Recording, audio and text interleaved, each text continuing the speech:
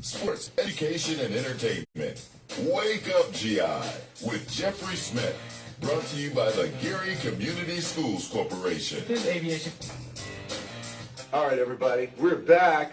It is a wonderful Tuesday, top of the hour right now. Of course, it is the 20, what is it? Today's the first day of spring. Yes. 21st of March, 2023. And this is Wake Up GI with Jeffrey Smith. As promised, we have a wonderful young lady in here who has an event coming up on the 21st of April. It is entitled the Sneaker and Pearls Gala. We're going to find out more about that because that sounds like a fun type of event.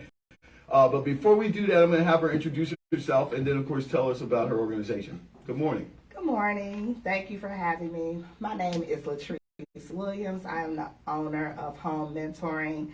That is my nonprofit. Also, I have Home Mentoring and Tutoring. Yeah. I started the nonprofit because I really want to give back to the community and to the students. Yes. I want to offer free programs and reduced programs and scholarships to help parents send their kids to come for the summer. Yeah. To keep them learning, but let it be fun and engaging as well. Nice. So the reason for that is to raise money.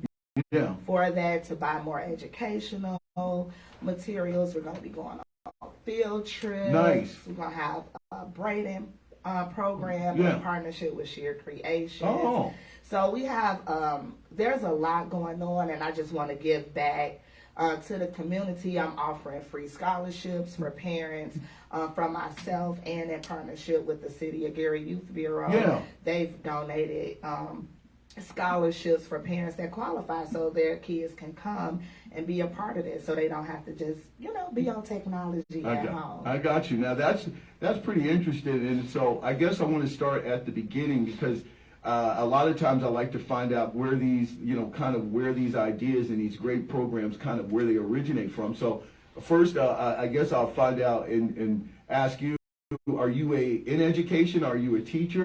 How did this kind of come about? Yes, I have been in education for 20 years. Wow. Yes. No way. Thank you. Yeah. I've been in education for 20 years. It's always a passion. Even if I tried to leave education, I was always thrown back. Very passionate. What is it about it? Is it the children kind of making a difference, looking at them develop their personality? Like what age group did you typically operate around?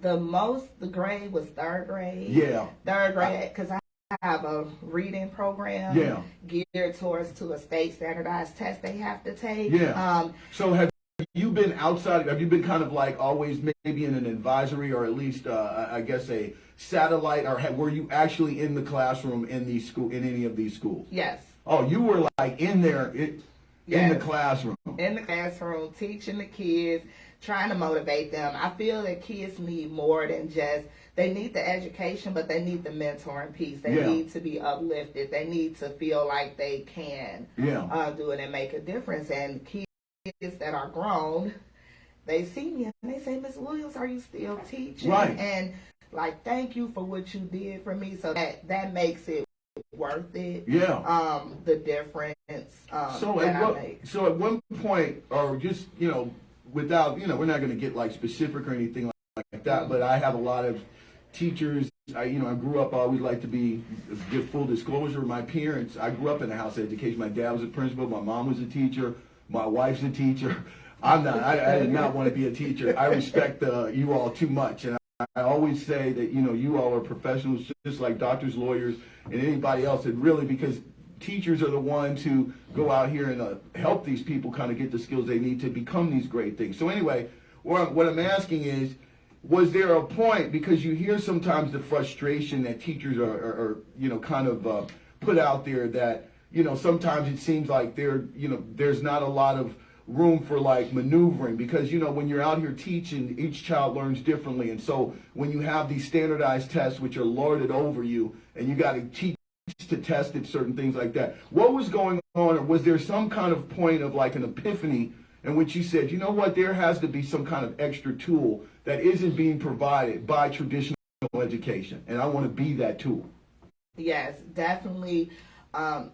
the kids are tested so much. Yeah. And then you have curriculums in some schools that's strict, and you have to follow those curriculums, but it's still not meeting the needs of all the students. Right. So when I thought about all of this, I like to do engaging activities with the kids. I turn learning into games. Right. Movement. Everything is not paper pencil or always on the computer. So I kind of wanted to do a different approach for the kids, and then I tailor my lessons to that child, that particular child. What is it that you need? Mm-hmm. Do you learn better by song or rhyming? What is it? Do you learn better by games, movement? Whatever the kids need, I tailor that to them, and I feel that that's really important. Yeah. Because in the school system, it is like, okay, we got to do the test, Right. we got to have this data, and yes, we want that, we want to show, but sometimes students don't test well, and it doesn't really show a true picture. They in the state, they don't know the child personally as educators do. So I want to be able to make that difference, and I advocate for parents to help them as well if they're struggling, because it's some things that parents don't know because they're not educators, and I try to be a resource for them as well. See, when I hear that, because I can just imagine, because, and I'm sure you've had experiences, we're not going to ask you to be specific or get into it, but I'm sure you've had people that have absolutely appreciated that approach that you take. That's one of the things that I think being a teacher is a profession, because I think it takes a smart and a talented person to identify a way to kind of get through to somebody, because teaching is difficult because you're communicating something that you know to another human being that might not understand the way that you learned it, and each one is a different mechanism, of how they perceive their information. So I can appreciate that there are probably some administrators, some principals who support that, and then there probably have been in your 20 years instances in which you've had people that kind of push back on it, kind of wanted you to fit in more of a box and operate it a certain way, and that would be frustrating.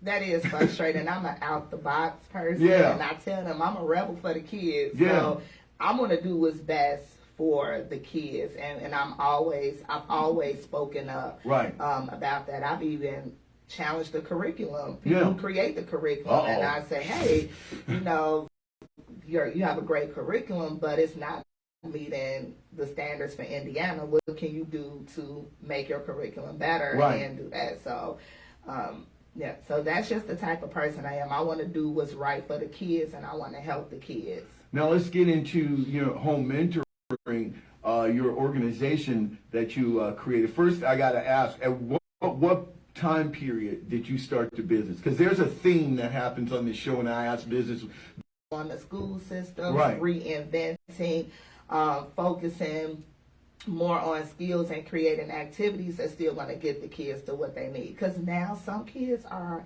4 years behind. And they really need the foundations and the skills to help them to get to where you have to be there for them, encourage them, give them positive affirmations. And those are things that I have in my building on the wall. I have those things there because I want them to look at it. And now let me ask you this.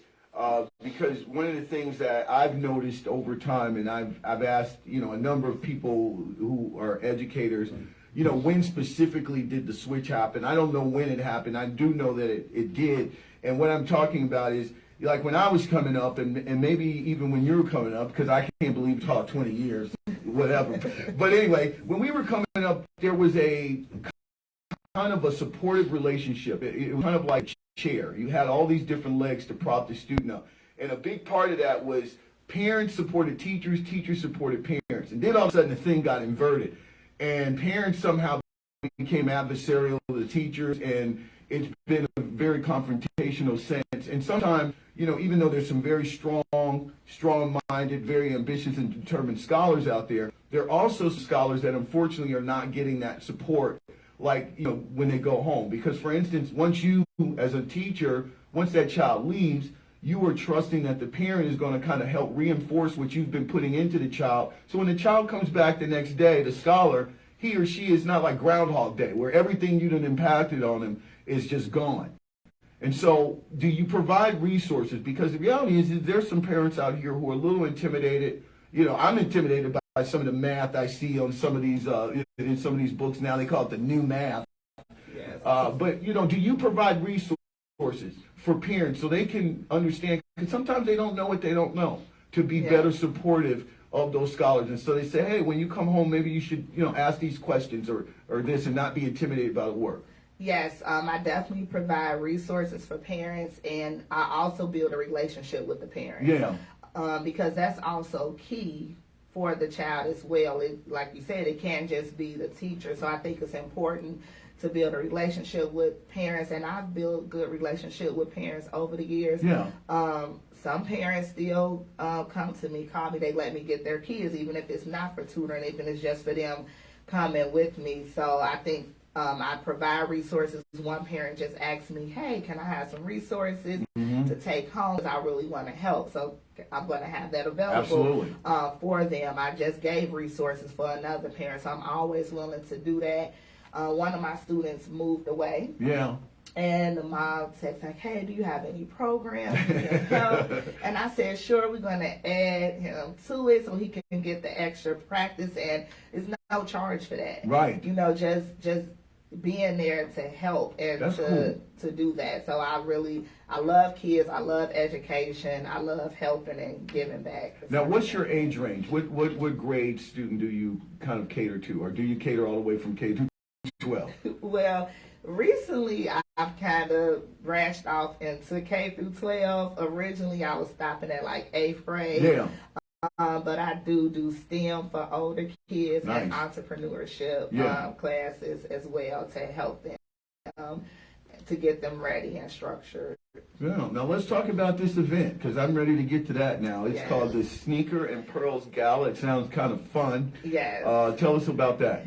So that is scheduled for April the 21st from 6 to 10. And we have Mayor Mambuski coming for the to make everybody laugh. We have DJ Infrared coming. I just saw her the other day. Yes, we have her coming for the music. She's on the show. Yeah, so she's always great. We have TNT, Sensations with. Yeah. We have a photo booth for everybody. Gonna take pictures. We're gonna dance. We have Gleneva Dunham. The Teachers Union. The Teacher Union, yes, she is a speaker. We have, she's speaking on just the need for the additional tutoring and speaking. And we have Aaliyah Stewart from ASW. She's coming to speak about mentoring and the importance of it. And we have Nicole, the Mary Kay Diva. Yeah. Yes, we have her. Mrs. The better half of Ron Brewer. He's a friend of our show. Yes. So we just have great things we're having. Mary Kay lady. Yes, the Mary Kay. She provides my Mary Kay. Yeah. There you go. You give her a shout out now. Yes. So, so we're just really excited about this event. All proceeds will not only go to the summer, it will also go to the upcoming school year to provide scholarships. Like I'm giving 5 scholarships, and I may be able to give more after this, free scholarships to parents that really want their kids to come, but they can't afford. So I make myself where I'm comfortable. Parents know they can come talk to me about anything, and I'm not going to repeat it. No. Right? Nobody will have to know that your child received the free. If you really want them to absolutely. come, I just want to be able to help and to do that. So we're having a lot of activities. So give us the location. Is going to help. So it's at the Chateau. Oh. Yes, at the Chateau, April 21st. Oh, they have some great food there. Yes, they do. Oh, yes. They have really good food. They're great. So that's where we are going to be, and I'm excited for everybody to come out. So once again, this is April 21st at the Chateau. What you said the time was? 6 to 10 p.m. Oh, look at you getting down. That's a Saturday? Friday. Friday night. Yes, and so Friday night. What's the ticket price, or how do people get tickets? So you can go look on my home mentoring page and also my personal page, LaTrice Williams. It's an Eventbrite. Yes. Tickets are on sale now for the early bird special until April 1st for $90. Okay.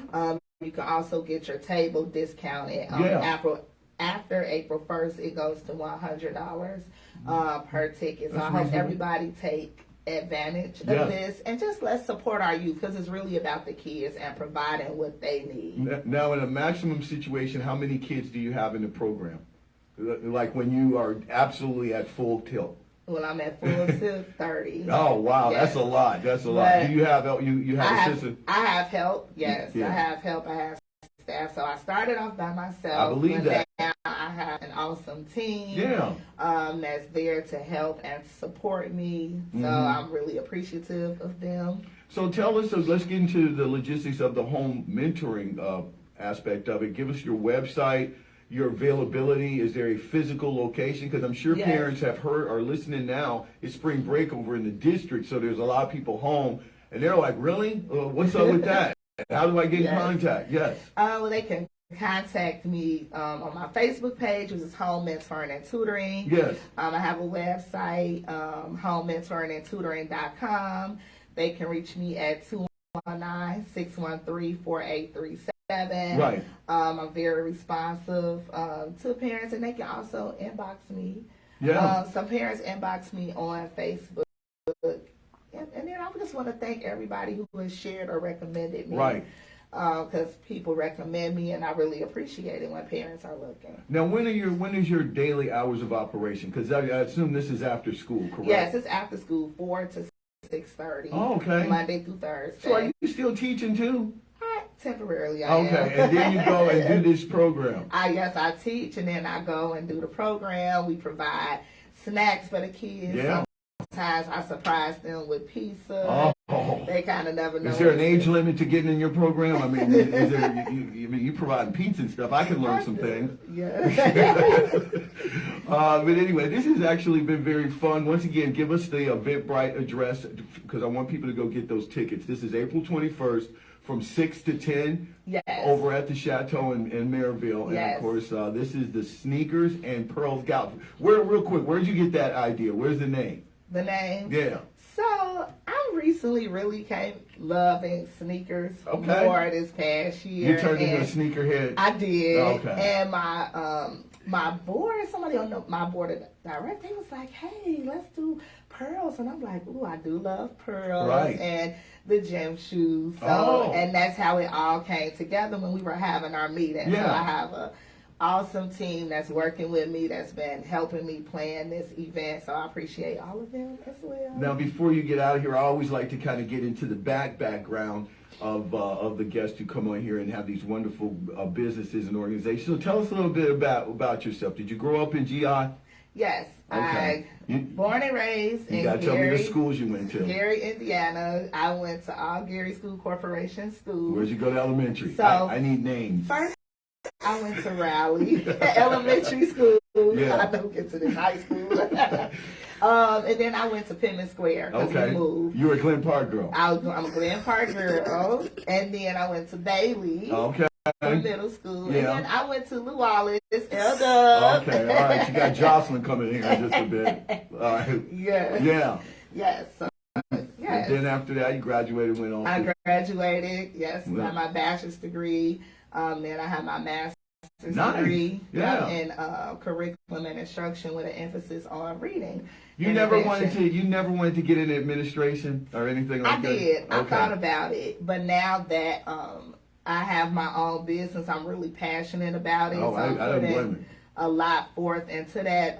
But yes, I did. I did some leadership. Right. Like just helping coaching teachers. Yeah. But I took a step back to finish my master's degree because I really wanted to focus on that because my research was geared towards the kids. No, I mean, it explains a lot now. You know, you get your master's in curriculum and things like that. So now you're about putting together systems and programs and you're implementing it in your own kind of your own space. And I think that's pretty smart. I like that. Thank you. All right. Well, this has been, I've enjoyed this. I wish you all the luck. We're going to talk about your event, let people know. As you said, you get the early bird going up to April 1st.